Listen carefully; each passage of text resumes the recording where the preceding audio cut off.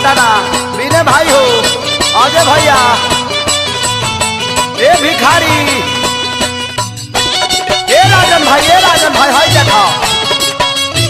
ए दीपू बाबा ए हृदय भाई ए हो ए शंकरपुरे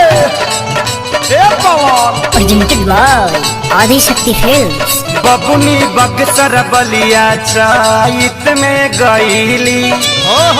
अपन हसुआ में दांत कढ़वैली तब बबुनी चाइत में बलिया बक्सर गईली त अपन हसुआ में दांत कढ़वैली अरे रामा छपरा छुअल से देखिया गईल बाटे खील हो आराम मरदा मिल गईल बा ए हो आराम मरदा मिल गईल बा बबुनी चाइत में बलिया बक्सर गईली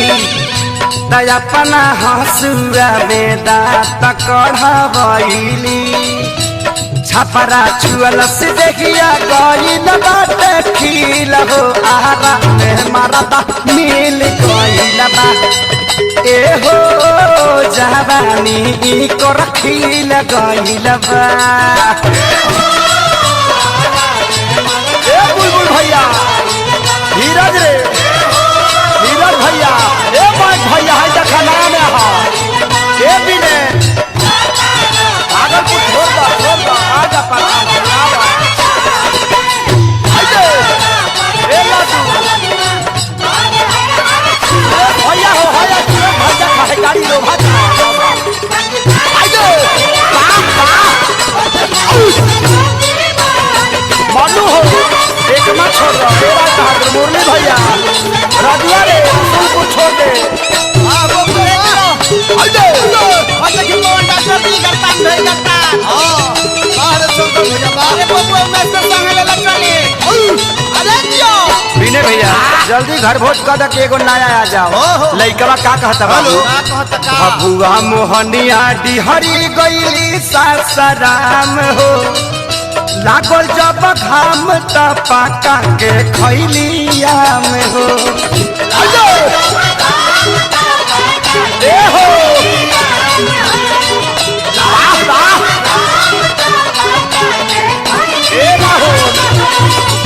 भबुआ मोहनिया डिहरी गईली सासाराम हो लागल जब घाम त पाका के खैलिया में हो त चप्पल पेन्हले बाड़ी नमहर बाटे हिल हो आरा मरदा मिल गईल बा ए हो जवानी कर खिल गईल बा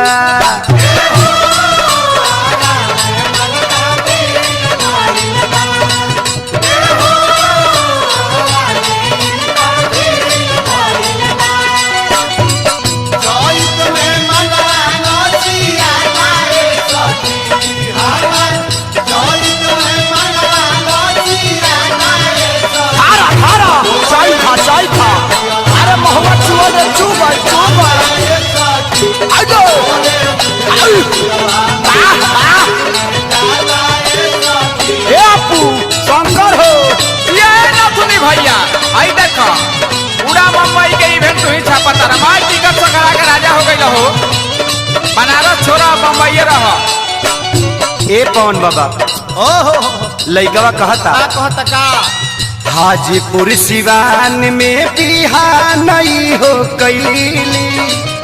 रहली खेसारी के पवन पांडे के जान भैली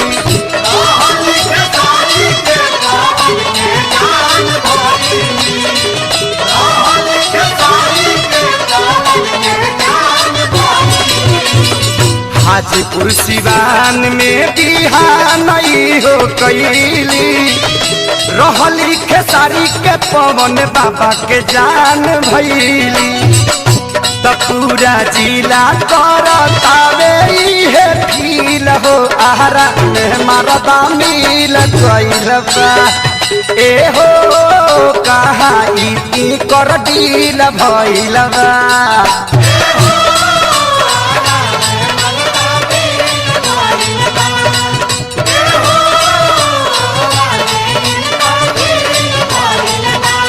फगुनी चैत में बलिया बक्सर गईली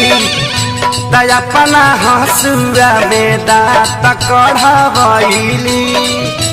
छपरा छुअल से देखिया गईल बाटे खिल हो आरा में मरदा मिल गईल बा ए हो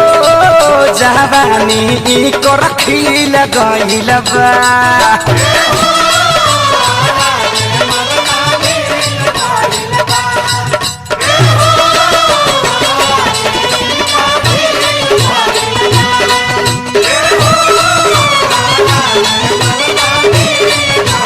presented by Adi Shakti Films.